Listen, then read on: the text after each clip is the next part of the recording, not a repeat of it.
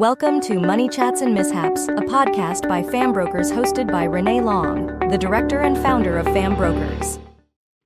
Thank you very much, Kim. Kim's the principal of QC Law currently on the Gold Coast.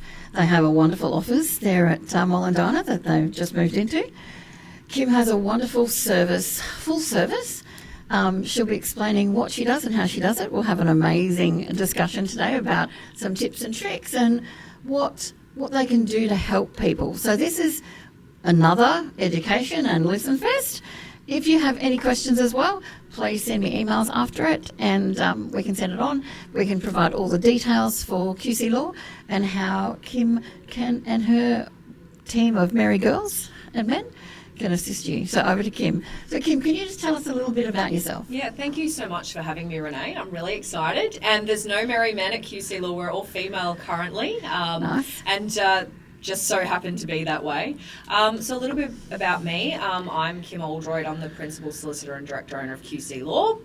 We are your lawyers for everyday life. That's our little tagline.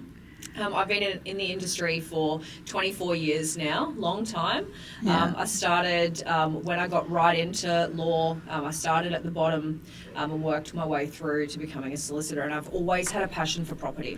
So property is where I fell and I just loved it. And then obviously I moved into commercial and estate planning. I feel like that's my way of helping people and giving back. And I get immense joy out of even first home buyers or even the developer, the green developer that comes in and says, Kim, I'm going to do my first split and can you help me? And I get so excited with helping them at the end. Same joy comes from estate planning, which might shock some because obviously it's a really sad time for people, but we can try and help make it a little bit easier and hold their hand along the way. Obviously we do a lot with leasing and commercial businesses and business sales and purchases again. Buying a business is super exciting. And then there's times when selling a business is not so much. So about me, as I said, I'm the principal solicitor and director owner. So got the team. Yep. So I've known Kim for over probably 10 years now. Well over, Yeah. So I've trusted Kim with family members and the team at QC Law, so I can't thank them highly enough. From the first home buyers to my self-employed clients and my business clients and assisting with everything from wills through to property settlements through to absolute disasters. We have had a few. I've even had clients that escaped domestic violence and you've assisted with everything from settling on properties to purchasing and settling on another property and that sort of thing. And, you know, it's great to be able to trust somebody in that space to say, hey, this is what I've got, can you help me? And knowing Kim, as long as I have, she will say yes or no, which the trust is honesty and transparency.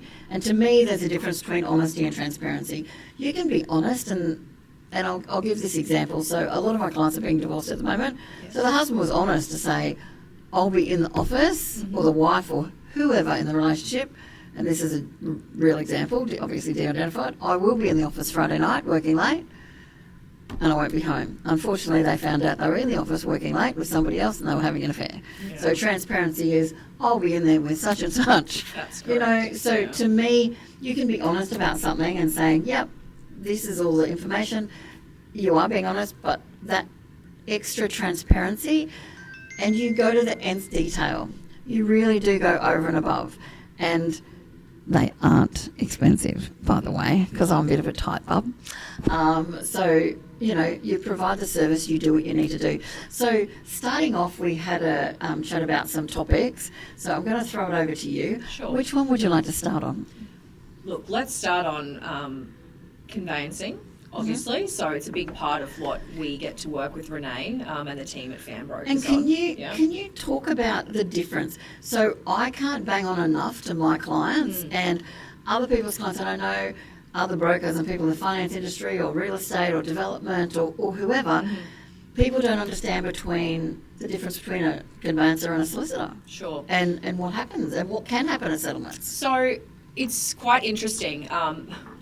Australia being so vast as we are, each state has a completely different conveyancing process. Yeah. Okay, so conveyancing is the buying and selling of residential real estate. Yep. Now, each state, the process is completely different. Yeah.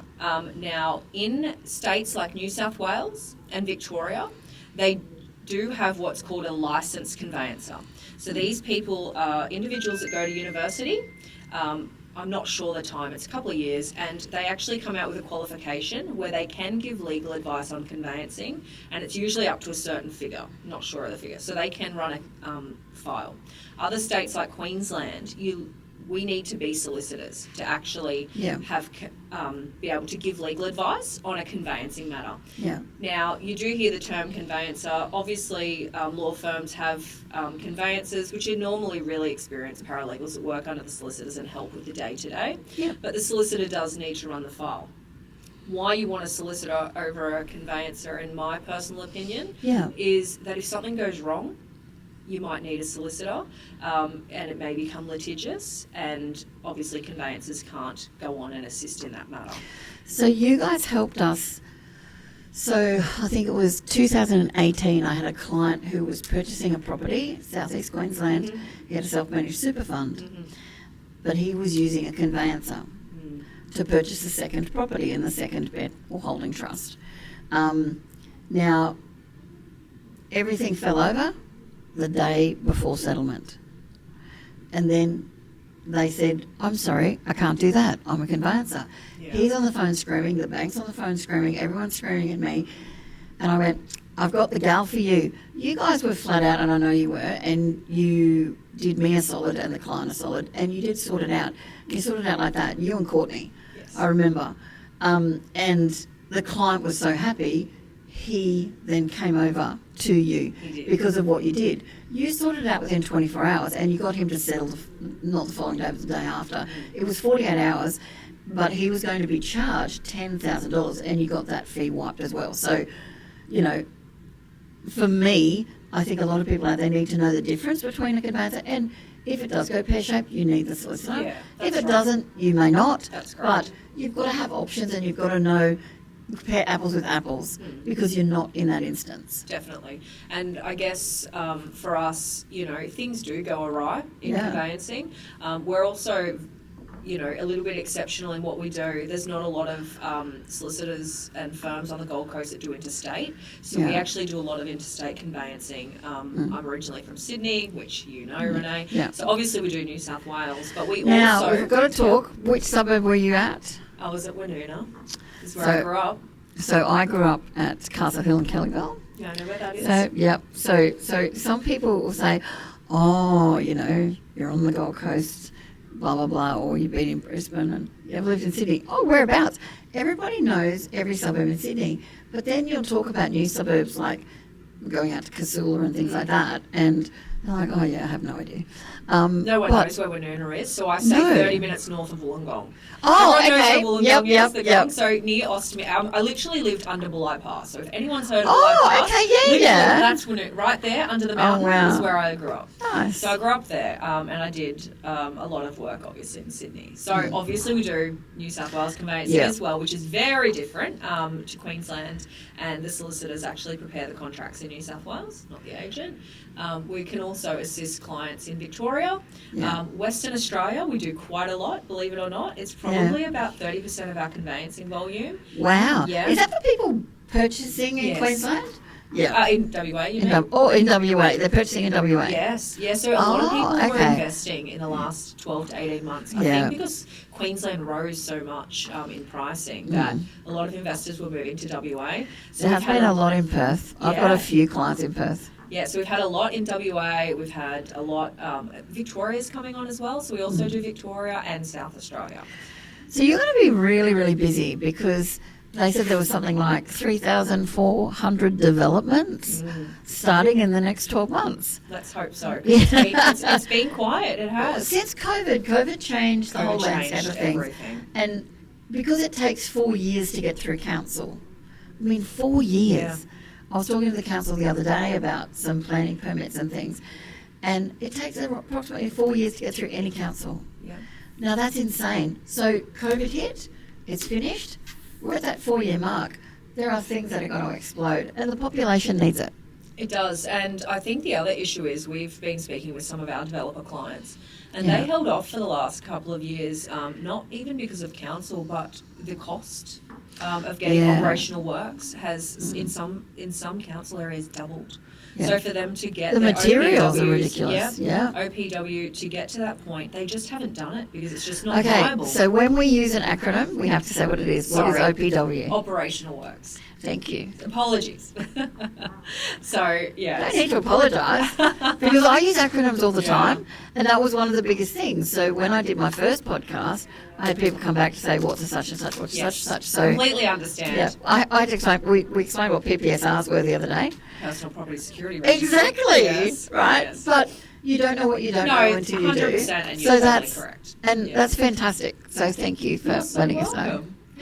welcome. So what about some other things that, so if we talked about stamp duties and Yes. settlements and things like that, what tips or pieces of information, we're not asking for free legal advice, Of but course. tips and bits of information that you could share Sure. with people out there? Sure. Well, obviously, yeah, can't give legal advice on a podcast and everything's tailored and, everyone's circumstances are different.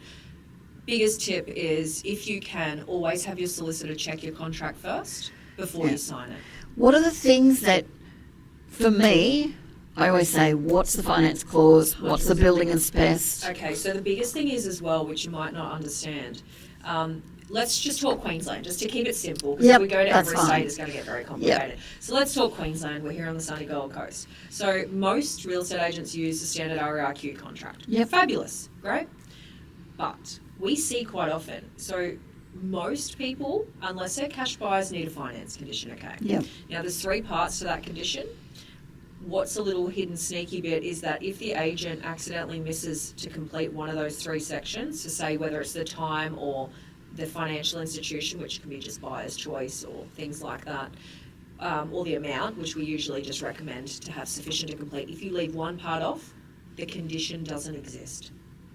So you can complete 2 out of those 3 And parts. if the 3 haven't been, So the client, wow. or building and pest as well. Another big one, you want your building and pest inspection because obviously, you want to make sure that the house is secure and structurally sound and, not falling down around you.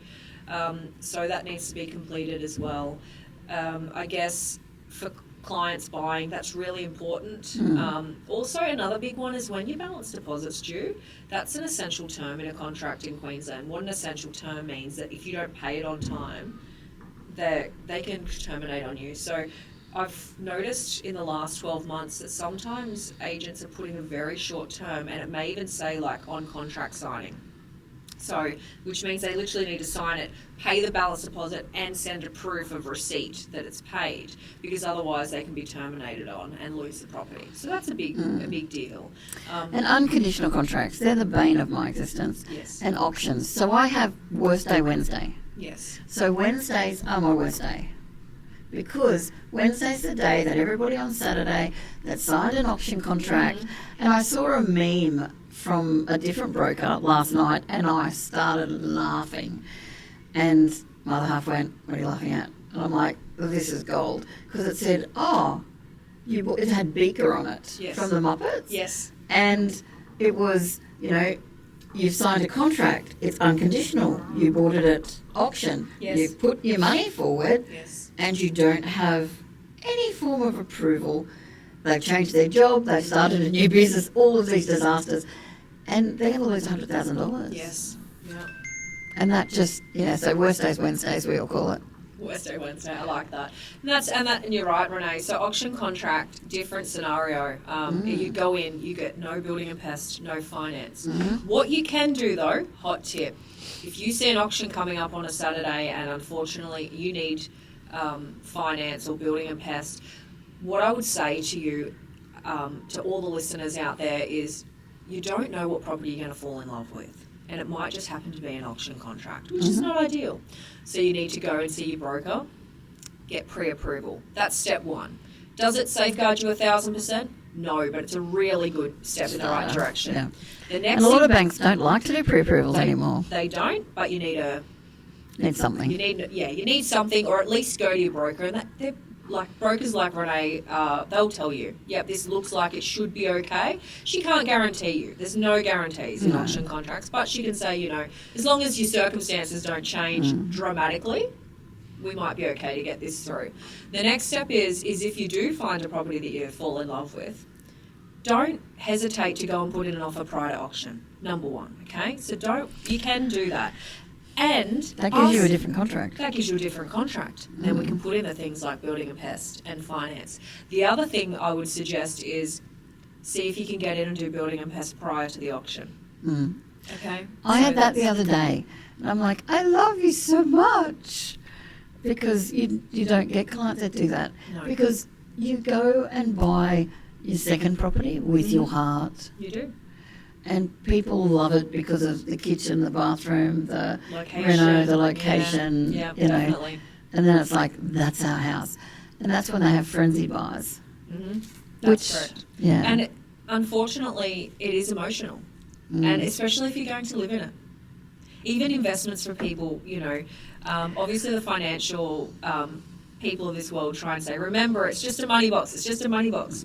But we're human, so we get emotionally attached to things. It's everything, and homes are no exception. So that's a really good tip. And obviously, you do really want to have your solicitor or conveyancer check through the contract, make sure it's completed, especially with units. Okay, disclosure is a big thing. We want to make sure. There's a lot of units and apartments going up and being bought lately. A lot. Huge amount. A lot. And it's the sunny Gold Coast. So there's a lot of old apartments. So, for instance, you want to have your solicitor look over the levies. Make sure there's no special levies popping up, or make sure you're What about the sinking fund? That's what I was just about to say. Yeah. So I've had a few that have been disasters with that. Yeah. So obviously we can't tell you what's enough. But you've got to be comfortable. So, for instance, if you're in an apartment with, say, 150 units and there's $1,000 in the sinking fund, that would probably be a concern. Because if something went wrong, there's no money. So how sinking funds work, they're there for, I wouldn't say the word disasters, but issues. The roof's leaking, or you need to replace balustrades, or the lift, or major capital works. And living near, so my parents used to own an apartment on the beach at Palm Beach. Beautiful, yeah. But they used to have to replace the salt water. Used to destroy all of their appliances. The cars had to have an anti-rust thing on them that they drive around. They had to, their kettles, their toasters, their fridges, their washing machines would rust. So think about the windows. Exactly. Yeah, and the balustrades. They have to replace them. You have to do all sorts of things. So what you need to understand when you're buying a unit, which is fine, is so the administration fund and there's a sinking fund. Yep. Okay. So the admin fund is for administration admin, is for things like general maintenance. So you might have the gardener and they come and do these little servicey things. Now the sinking fund, so I'll give you an example. So let's say we're living in our apartment and we buy it with only $1,000 in a sinking fund and there's 100 units. And maybe unit 50 or we'll make it the top 100, makes sense, on the roof. The roof starts leaking and the whole roof needs to be replaced. Yeah. And say it costs, I'm just making up a figure, say it costs $500,000. Well, there's no money. So what they do is they raise what's called a special levy, which means every single owner has to contribute. Okay, so that's what they do that with smaller. They do it with small. Doesn't matter. Yep. So doesn't matter the size. Doesn't matter the size. I'm just giving an example. Yep. So a full. Yeah. So it's even a little duplex. Same thing. So what you really need to be careful of is you just need to have someone have a look. Make sure you're satisfied with what's in the sinking fund.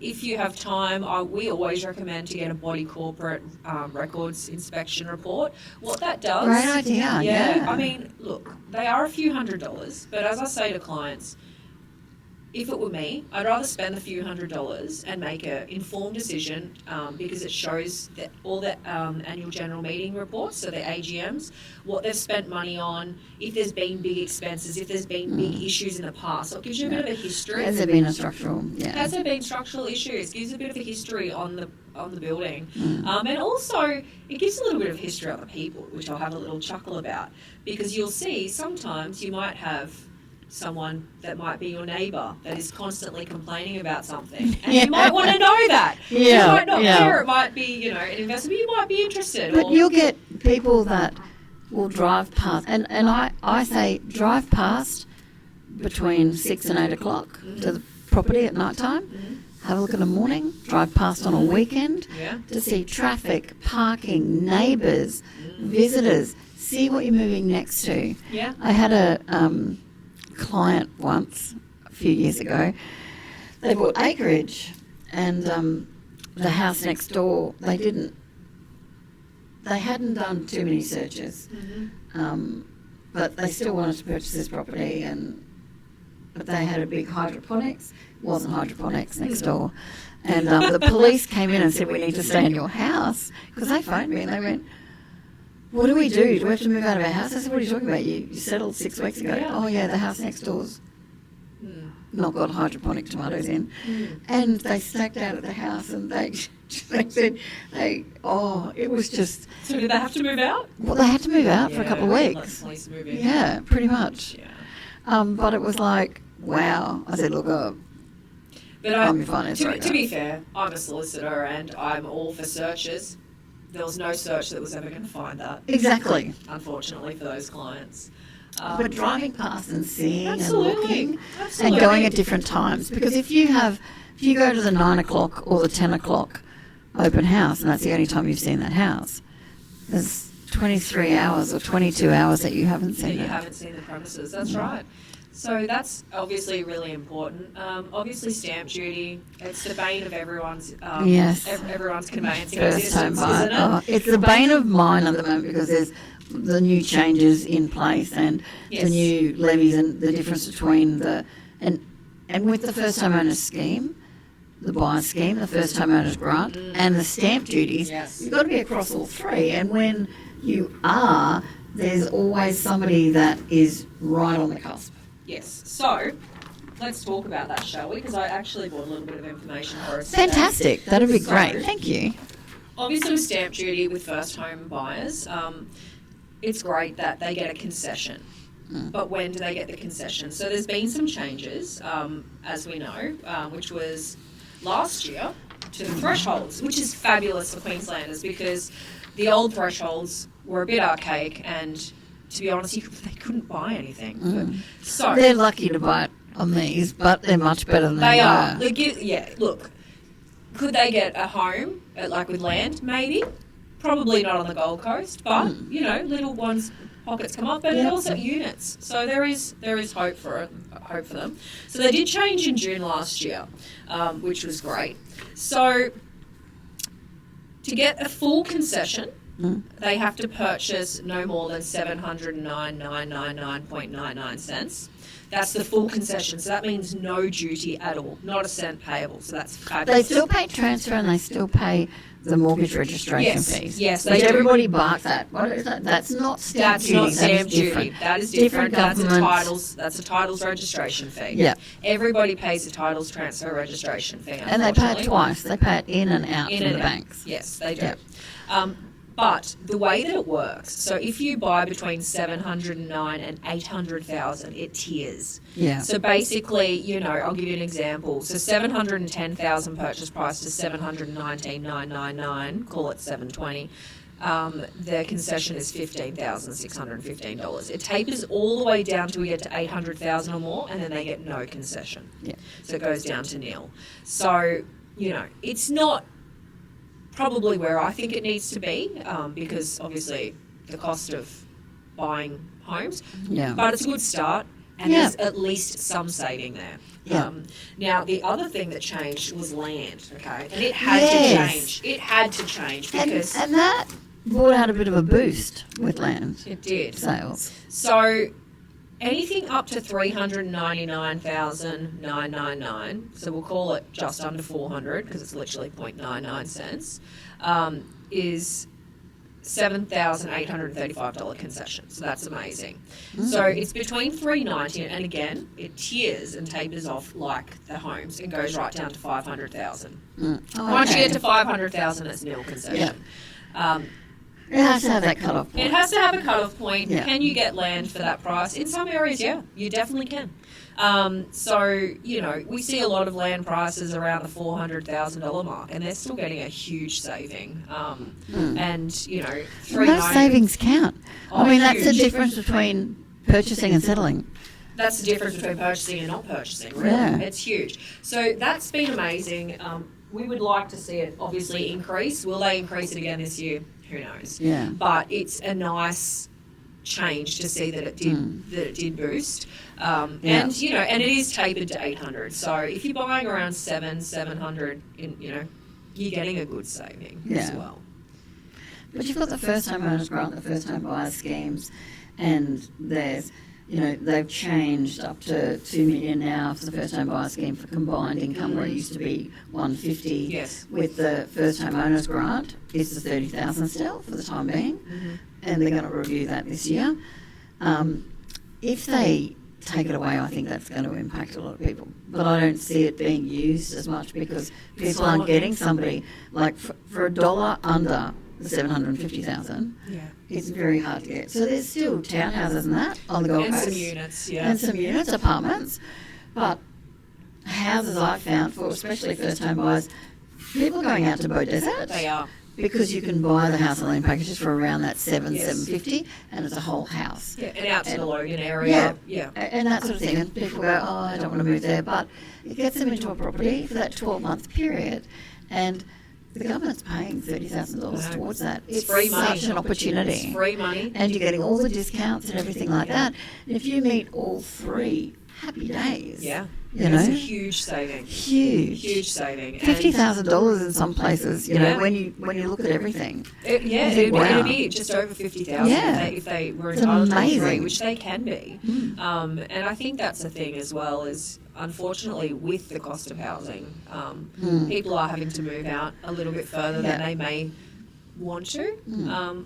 But in saying that, all those areas are going up as well. So it's, it's southeast I remember Queensland, it's a when hot spot. Flagstone, nobody lived there. Yeah. And it was an emerging suburb. Now there's 50,000 people that live there. Yeah. Yarrabilba. I was going to say Yarrabilba was the same. Yarrabilba just went gangbusters. I don't think the little, was it Woolworths or Coles or IGA or whoever it was, I don't know how they actually did the demand. And then they've got 3 schools there now. I know, it's insane. I remember when everyone thought Infrastructure. Pimpamar was far, and it's just I around the know. corner. It's And around now, the corner. Pimpamar, Coomera, Amazing. and now they're doing those new developments as well at Coomera. And I'm getting a lot of new, but I'm getting a lot of knockdowns and rebuilds. And everything from, what do I do with this to what do I do with this, and I need to be funded for this, and your multiplexes and your small bits. So no matter whether it's one house, an apartment or townhouse, or whether it's 25 or a block, you guys can sort what they need. We can. We can assist them all the way through with any kind of property that they want to buy, whatever it is. So what are some pitfalls when you're purchasing property? Yeah. Or do you have an example or a story of something that happened? Okay, So it could be the good, the bad, the ugly. That's fine. We've got some ugly.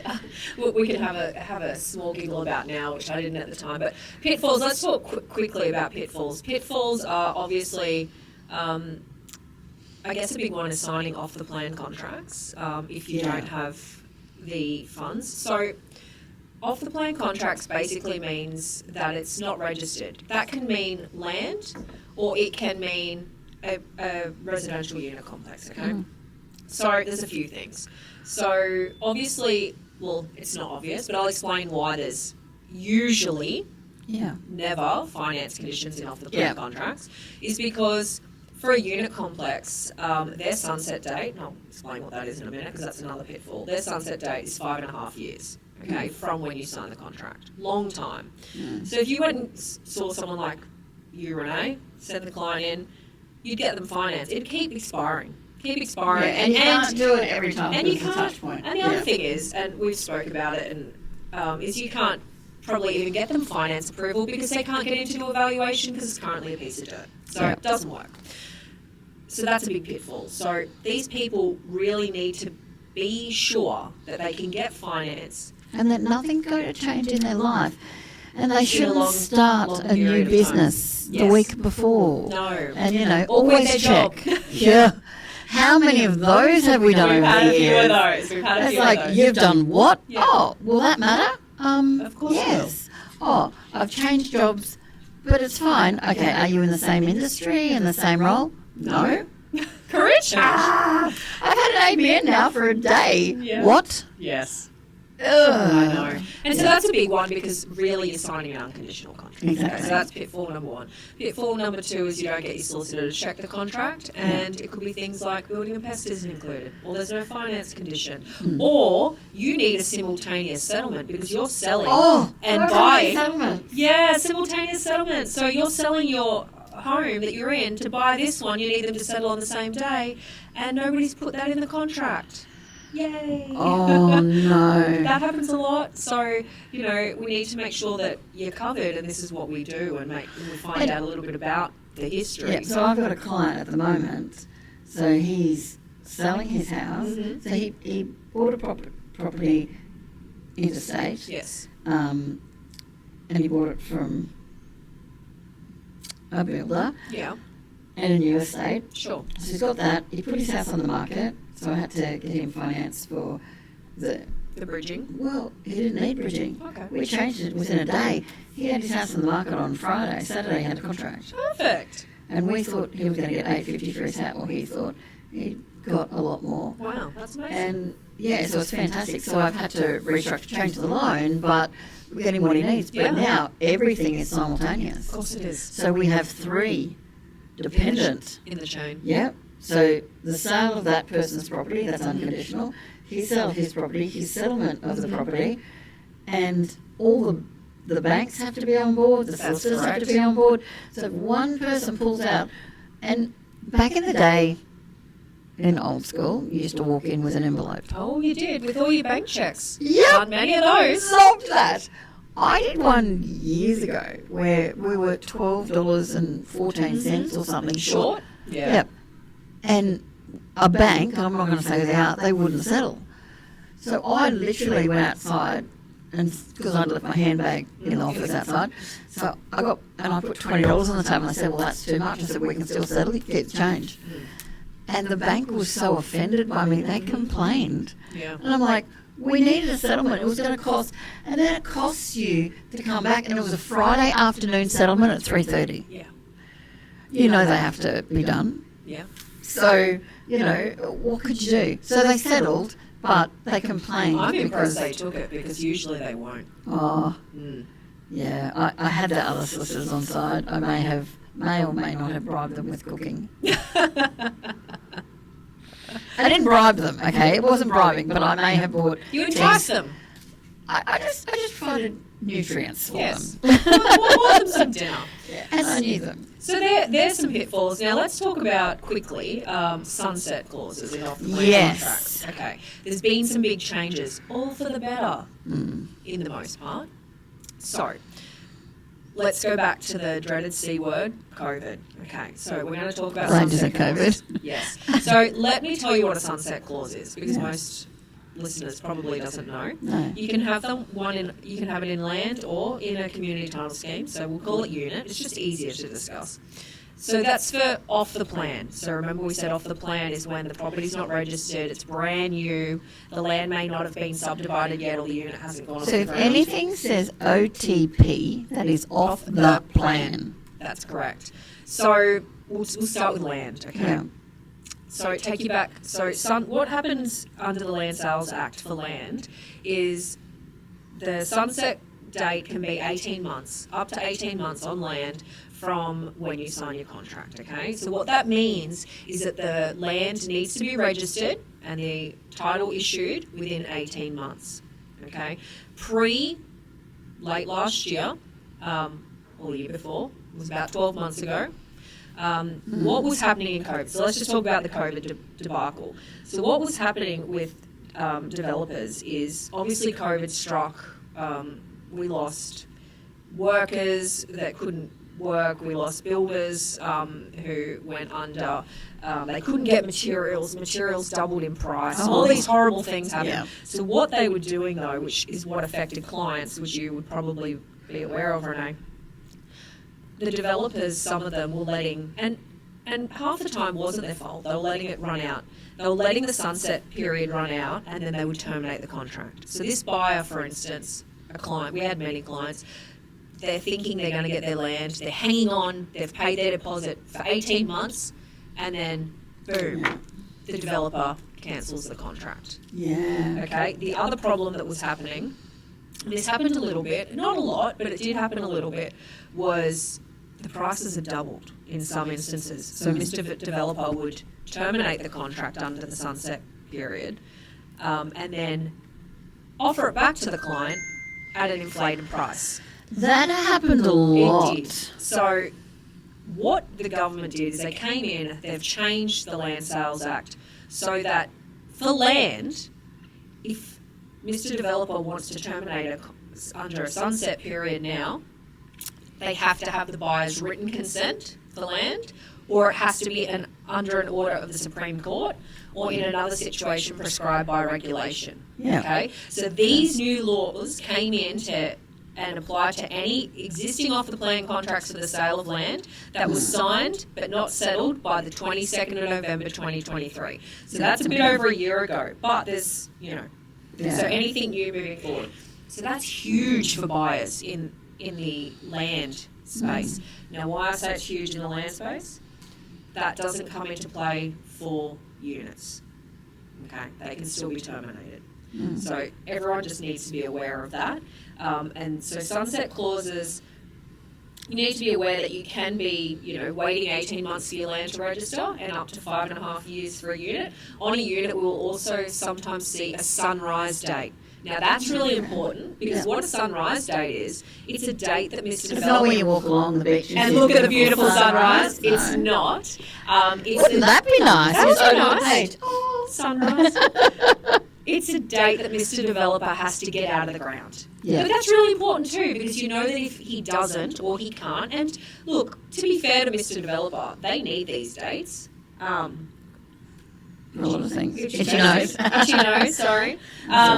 So they need these dates because they need to make sure that they can get out of the ground, because there's all these different reasons why maybe they can't, council issues. So I actually like sunrise dates because it gives clients a peace of mind that, hey, we're out of the ground now, things are moving. Yeah. Rather than just waiting potentially up to five. What's going on? Because I've had some for 5 years. Yeah, look, they are, I usually see them for about 4.5. To be fair, they can go up to 5, as we've talked about. And I guess it depends on how far into construction they are.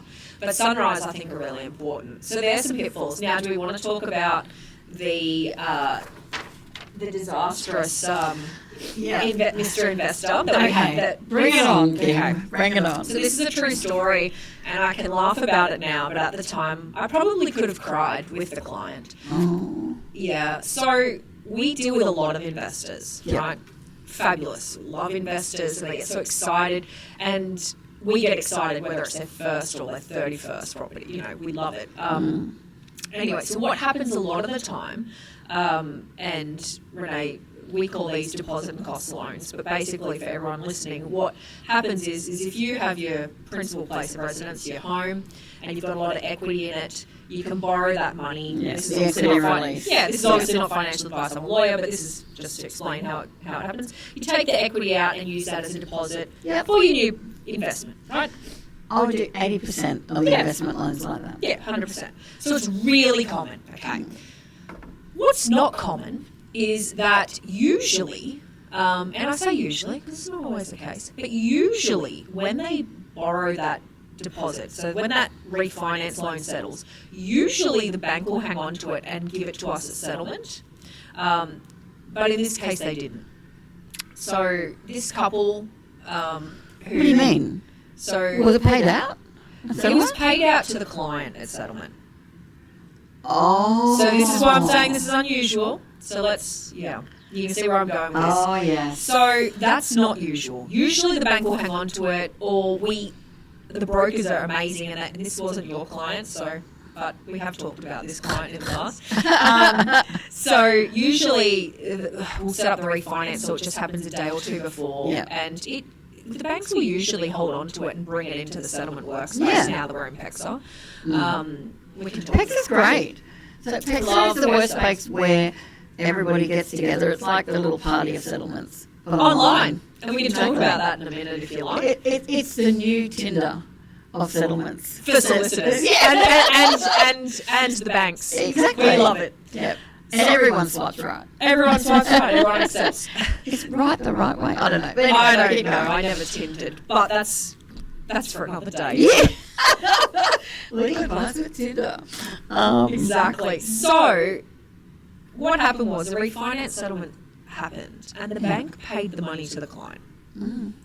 From memory, and this is going back quite a few years, and to be honest, it still haunts me, and I can laugh about it now, but it was not funny.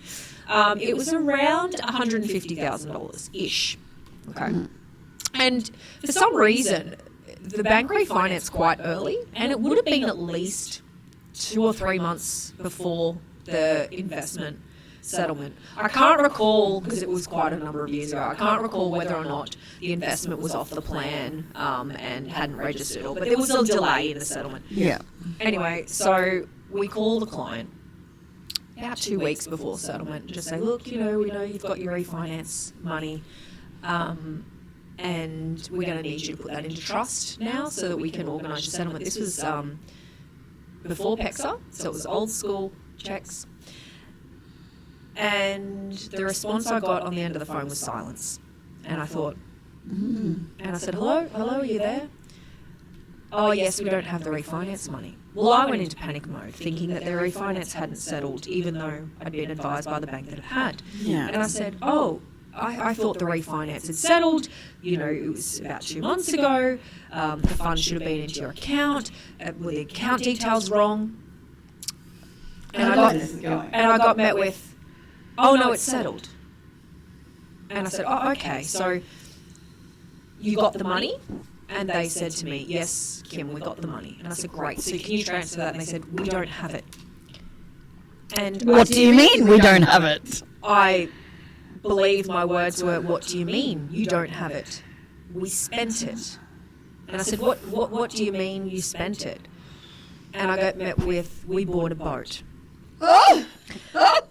And even talking about it now, I have a little chuckle, but I was not chuckling. I feel at the time sweat was dripping down the back of my neck. Can I say that is one of my biggest, deepest fears when you're going towards settlement and something's happened, and 3 days before somebody will buy, and I've said this to you, a Land Rover, a Mini Cooper, and they put it online on Facebook, and the bank finds out. Yeah. And they say, now they don't service a loan, we want to pull it. Yeah. So when you have money in your account for a purpose, please talk to your broker, talk to your solicitor. Yeah. And if you have a big purchase that you want to make, it's like those, at that point of time, we're all married. Yeah. Okay? So we're in it together. whatever's in the pool, we all need to share that information. Yeah. Communication is so much key. So how did it work out? Unfortunately, that was their deposit money that had to be contributed to have enough funds to settle. Yeah. So they couldn't settle? No. So how much did they lose?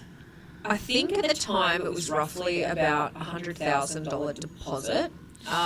So obviously because they were in an unconditional contract. The other thing is... So that boat cost them a lot more. The boat cost them a lot more. We at the time, and this is not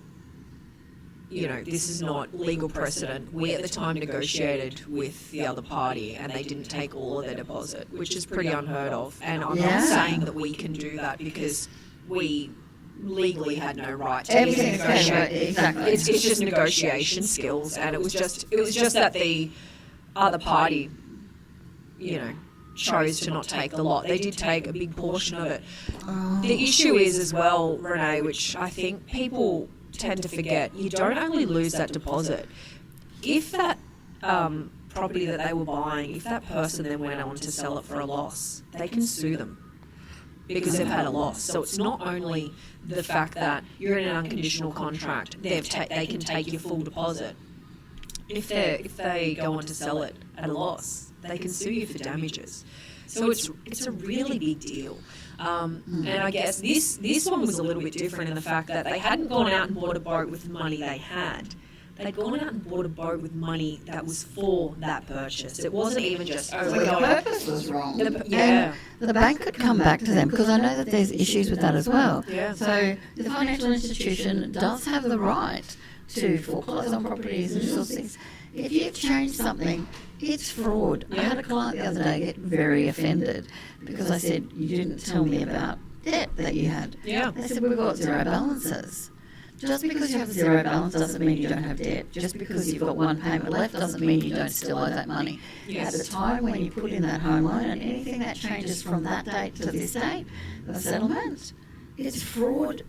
If something happens in between, and everything needs to be disclosed. I always say, where's the body buried? And most people are fine with that. One person did take offence, which I've slowed down on it again. But you need to know where the issues are. Yeah. But buying that boat, I mean, that cost them a significant amount of money, more so than the boat did. It did. And now they've got higher repayments.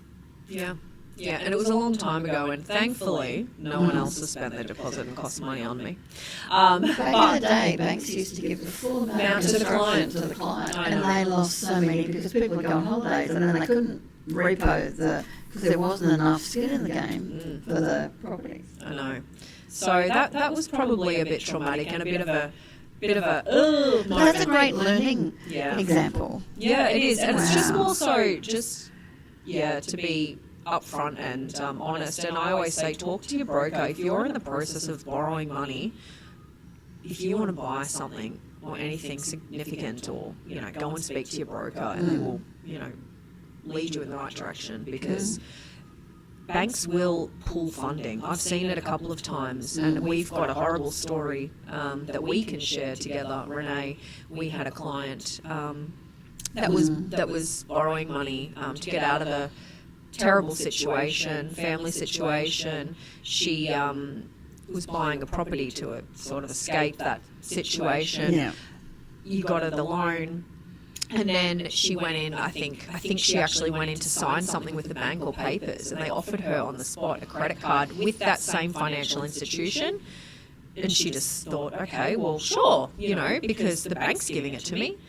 And then the bank turned around and pulled her funding and said that Now she can't service the loan. And it was fraud. and it was fraud because she didn't disclose it, but it was that financial institution that offered it to her. That scenario still haunts me, and it was a horrible situation. Yeah. But it happens. And it wasn't fair on the client. It was not fair on the client. The client did nothing wrong. No, the client thought it was an add-on for the loan. And how many of those loans do have those add-on credit cards? It was a feature. Every person that I knew that had a loan was offered a credit card as a feature. It happened so frequently, didn't it? And it's just. But that's happened a couple of times. Like, it's not the practice, but sometimes, and this is where banks and banks and banks and lenders and banks, and it gets, sometimes the water gets muddied, and the person that you're going to see isn't aware of your home loan, because even though they work for the institution, it doesn't mean that they've got access to everything that you've got. No. You're going in there for IDing purposes or signatory purposes, and then at that point, and then something flags. So you've got the three credits. You've got Esperon, Ilion, and Equifax, and then you've got the one for commercial. Can't think of the name right now, but the banks will keep it open because they have to. They have to know that you're being honest. So please, I implore anybody out there listening, don't go into additional debt. Don't sign anything. Ask someone. I've had people, my fridge died. Okay. You need to buy a fridge. That's reasonable. Yeah. But I've had people go out and say, oh my God, I went to this convention and I bought this $22,000 thing. And the next weekend, caravans, huge caravans. Yeah. Everyone's buying caravans. And then they went to something else and they bought something else. And now their deposit's gone down to 5%, but they only applied for an 80% lend. Yeah. And that's what they've got. And you're like, or you just spent $250,000. And they're like, yeah, but it was in there, and we're going to. I went, no. Have a look at the figures, and we can only give them adjustment figures. So the solicitors provide you with your settlement figures. We do. Brokers provide you with our best estimates of the settlement figures. We're pretty much 1,000 either way, usually.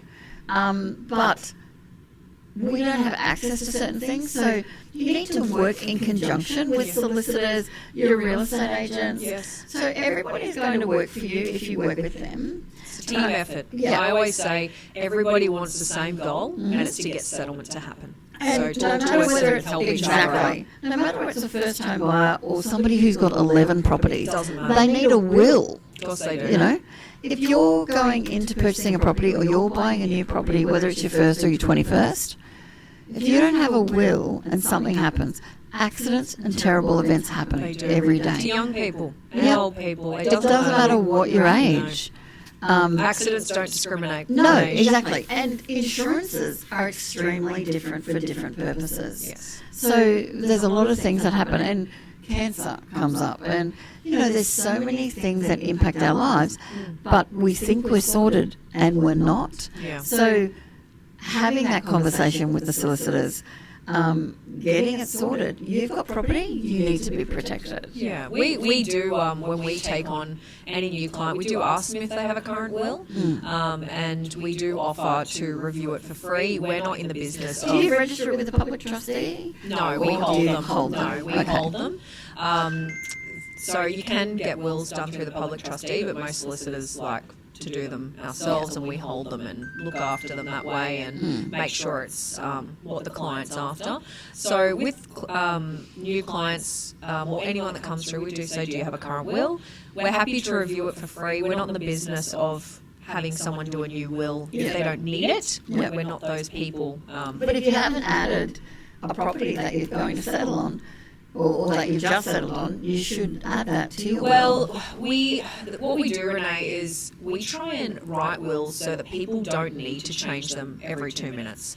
Fantastic. So, Explain how that happens. Sure. So, what we do is we offer, do you have a will? Yes, no. Can we send you some information? Yeah. We say everybody needs a will. Everyone over the age of 18 needs a will.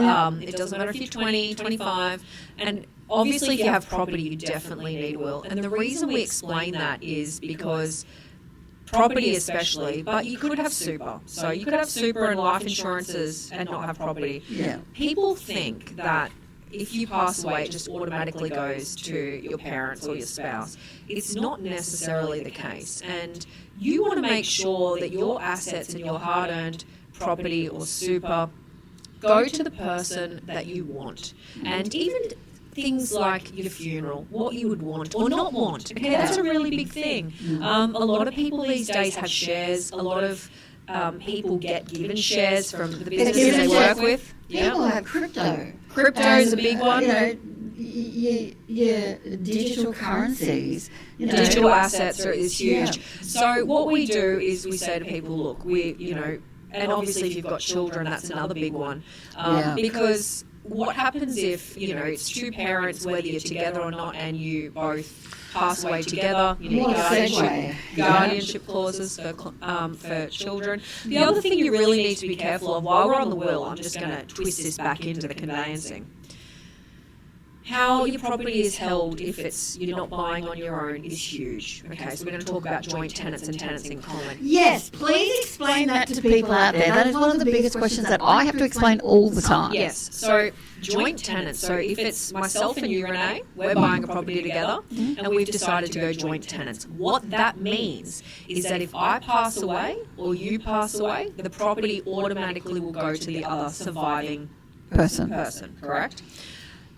Now we'll go back to the will in a minute because that's important. Tenants in common means, and this can be an equal share, so 50-50 or unequal. Maybe you've put some more money in, Renae, so you're 60 and I'm 40 holding on title.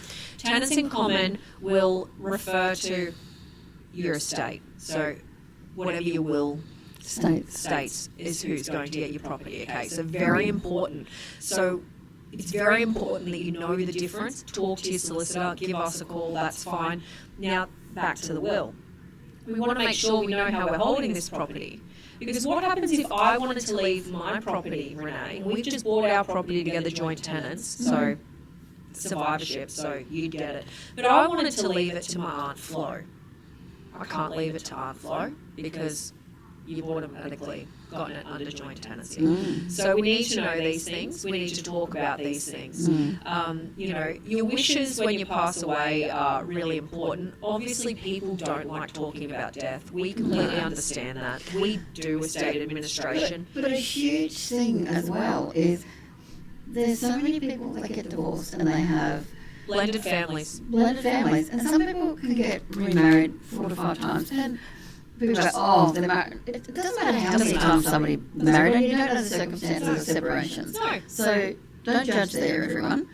But there's so many things that impact it. So you've got your stepchildren and your biological children and children that come into the family with, so partner A has kids, partner B has biological children as well, and then they have children together. So then there's 2 lots of stepchildren and biological children, and then there's another biological child that, or children that are biological with the other children on either side. And it gets complicated. And very complicated, very messy. Now remember, if you get divorced, your will's done.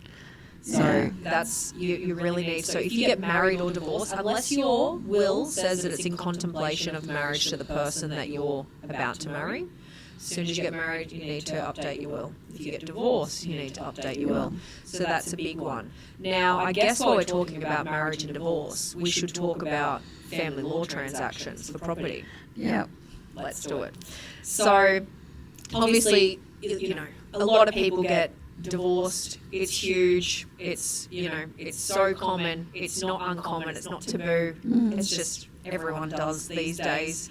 It's so huge that we see a lot, and we work with family lawyers. We don't do family law at QC Law. It's one area we don't do. We only don't do family law and personal injuries. Everything else we've got you covered. But we work with family lawyers, and what happens is when people get divorced and they do their property settlement, usually one partner will buy out the other partner's share, or they sell the property. Either way. Yeah.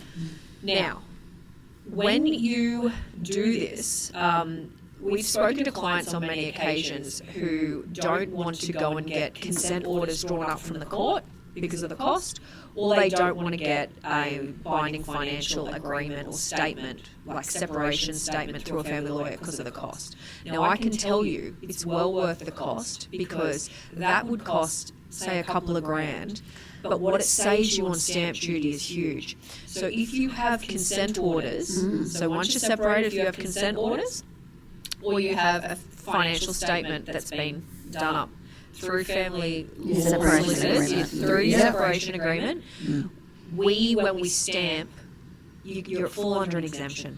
So if one of you is buying out the other person, you don't have to pay it again. You don't pay any stamp duty again. Which there's so many people that don't know that. They don't so know on that. Separation, if they're paying out, but that impacts. So if you don't have those legally binding documents that are in place, I can't give you a lender that's really comfortable in you buying that person out, because you still haven't agreed to it. That's right. So this becomes a financial requirement, a legal requirement, and you don't know that you're saving this amount of money. And a lot of people don't want to spend $5,000 to get this done, or $10,000, depending on what it is and how involved it is. That's right. So solicitors are there for a purpose. Now people say, oh, I hate solicitors, or I hate brokers, or I hate real estate agents. People hate a lot of people. Yeah. But ultimately, you are the subject matter expert. You are the person that is there. That family law expert is there to do the right thing by you as a requirement of their job. If they can provide you with this, I can help you with that. So I do. So 43% of the last 12 months' clients have been due some part of separation or divorce. So when the separation agreement is, that person will buy the other person out, or it's a bridging loan for one or two parties where they're buying out. And I've had some that have been back in the day clients, and I've got to choose. So I feel like the child at the court going, I want mummy or daddy, because I can't do the finance for both. Parties. No, that's a conflict of interest. It is. So anybody who wants to do that too, you've got to look at those things, because what you're telling everyone out there, those savings are in place for you. Those protections are in place. Kim's an extremely honest, amazing human being and hard working, like, to the billio. But we're not saying it to make you go, oh, this is a pain. We're saying it so that you know that it's going to benefit you in the long run. It'll save you, it'll secure your interest, and it will actually save you money. So this is because we have clients that come in, and there are people that amicably, let's get it right, amicably separate. There are those people out there, which is wonderful, and they say, look, we've just come up with our own agreement. We don't want to spend the money. And what I say to those people, and there's no benefit to me, I'm not getting the fees on it.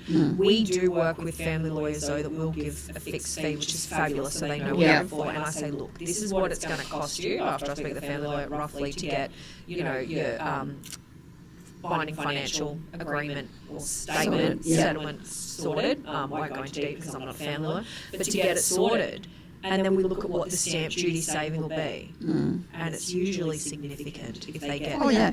Stamp duty is huge, especially because when most people have a house that's valued over $1 million, if you're paying stamp duty on $1 million...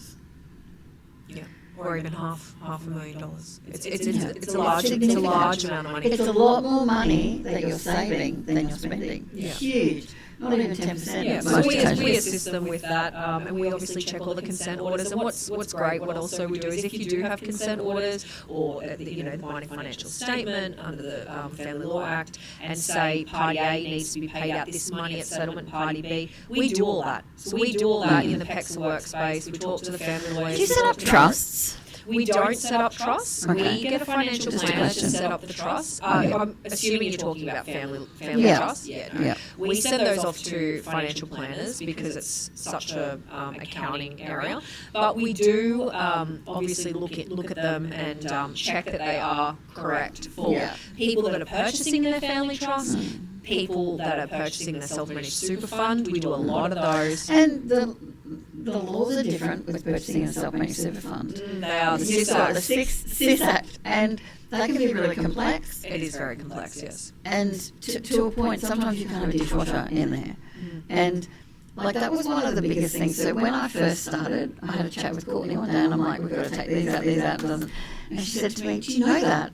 I went, yeah. I said, but this client is just, he's beside himself.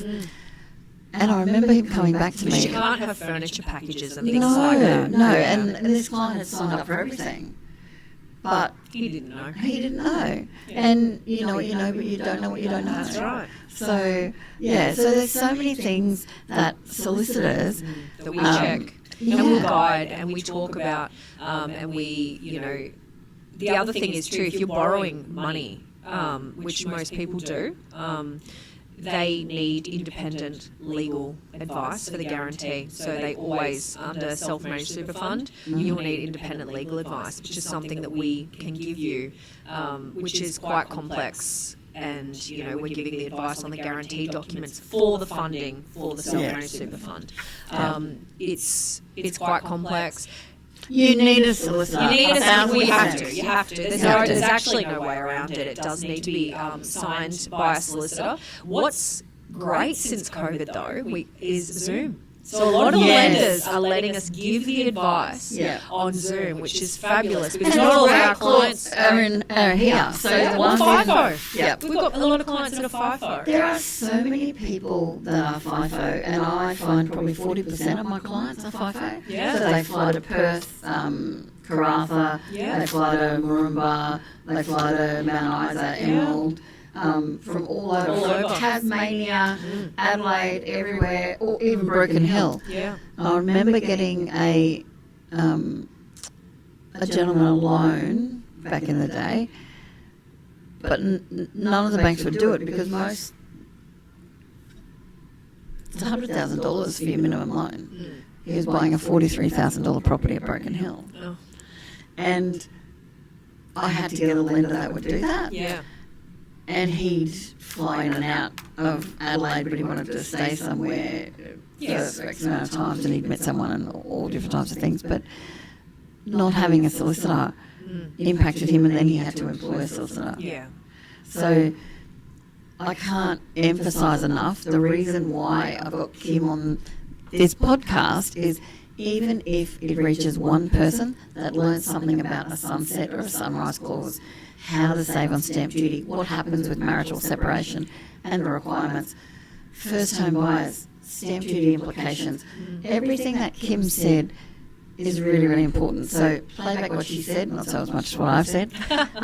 But funny stories, we've worked on people where I've had your counterparts, I think it was Lauren phoned me up and said, have you seen the building and pest inspection? And I'm like, oh my gosh. And when somebody phones you up and goes, there's no, hi, how are you? Have you seen the building and pest inspection? Not how are you, Renae? No. And I went, why? And I'm in the car and I'm like, oh no, hang on, I'm pulling over. So I literally pulled over and I went into the shopping centre car park, just car off, going through it. And I'm like, what does it mean by that? She's like, the building inspector thinks that the shower upstairs, because of the time it had been leaking for, should be in the kitchen downstairs. So tell her, I can't get onto her. So I text her.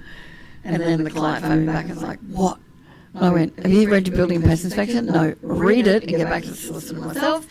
And yeah, the contract fell through because of that. Structurally, it had been leaking for 17 years or something. Yeah. And he goes, they'd replaced the ceiling To cover it up. Yeah. A month before it went on sale, and it was empty. So it had a tenant before, and when he went like that in one of the showers, something happened, and then he drilled the little holes, and he's like, this place, he said, it's going to fall down. But she had 2 little kids. Could you imagine showering and then being in the kitchen? Going down the floor. Yeah. But you guys pick things up like that. We do. We check them, and we always refer. We do have building and pest inspectors we recommend, just because they're thorough. And Yes. you know, if you have your own, that's fine too. We don't get any benefit from recommending No. it to people. We do it just because we know. I don't have any benefit recommending QC law. No, and we don't get any benefit No. from you either. Just trust and wanting to look after Yeah. our clients and Because over the price of the years, referring somebody for money is probably the best referral mechanism. It's, I trust you. You like, you and help trust my is my family. favourite. Yeah. I don't care if you can't stand me. If you're going to do the right thing by me, happy days. Come on. We love you, Renae, anyway. Right. So don't worry. But you've got to do the right thing by the client. And that's what you do. Well, So thank you for that's that. why we, of course, and that's why we try and be transparent as well. Like when clients ring up, we give them the fixed fee. We tell them what it's going to cost them, so there's no surprises. We tell them what our professional fees And are. some of my clients have been quite challenging, so I think the fixed fee, Kim's in the red for that. Look, sometimes we are, but we like to be transparent. I guess being in law for so long, and as I said, I wasn't always a lawyer. You know, way back in the day, I started off, you know, as a secretary. When you were 5. Thanks, I'll take that, but no. I guess the biggest gripe with lawyers is everyone thinks about 6-minute charging and intervals, and I've had to charge like that in previous jobs well before I had my own firm, like many moons ago. But I don't want my clients to get a surprise and not know what they're going to be charged. I think it's really important. We don't just do that for conveyancing. That's across all our services, for our wills, all our commercial work, our business sales and purchases, our leasing, everything we do, company documents, franchising, right through. We will give you a fixed fee quote so that you know. I think that's really important, and especially because people need to know, and especially if you're borrowing money. But even if you're not borrowing money, you're budgeting, right? You want to know what things are going to cost. Exactly. And I think that's really important. We've always done that as well, which is a little bit different to other firms. If you could give somebody that little gem or even funny thing, whatever, what would that be? So we'll end on A little Kim's gem. wisdom. Kim's wisdom would be, if you're going to buy anything, give us a call. If it's an RIQ contract or anything else, give us a call. We'll always check it over for you. Have a chat. We don't charge you to have the chat. ring and ask us. That's my gem to you. Don't be afraid to pick up the phone and give us a call and ask. It means you're smart. It doesn't mean you're dumb. No, we want clients to call. We want our clients to call. Give me a call and ask a question. I mean, we do it to the brokers. The brokers ring us. Agents will ring me and ask me, can you help me with a special I've condition? rung up and No I've gone, problem. I've never come across this before. And you're like, oh, well, okay, right. That's So, the and gem. then- I think that's the gem is honestly ring and ask us. There's no dumb questions. I always say that. And if it's important to you, it's important to us. And I will say that JP signing of the contract was one of your clients I know. back in the day. I know. And when you explain something, so that's why we do the acronym. I know we didn't tell them No, to do that. No. So on one of my other podcasts, I actually explained the JP because I said to the client, you need to get somebody, a JP, to sign it. Oh, okay, a JP. Yep, they have to have a JP. So they have to have the initials after their name. And he assumed somebody with the initials, the name JP would sign it. So ask. There's no stupid questions. That's what they're here for. 100%. Give us a call anytime. Obviously, email as well. But you can give us a call. I'll give you the number. It's 07 5657 1928. Ask us anything, whether it's interstate, in Queensland. We're here to help. There's no fee for asking a question. We want to help you. This is what we get a kick out of, is helping people. www.qclaw.com.au. Yes, www.qclaw.com.au. Fantastic. Thank you so much for your time. Very much, Renae. I can't thank you enough.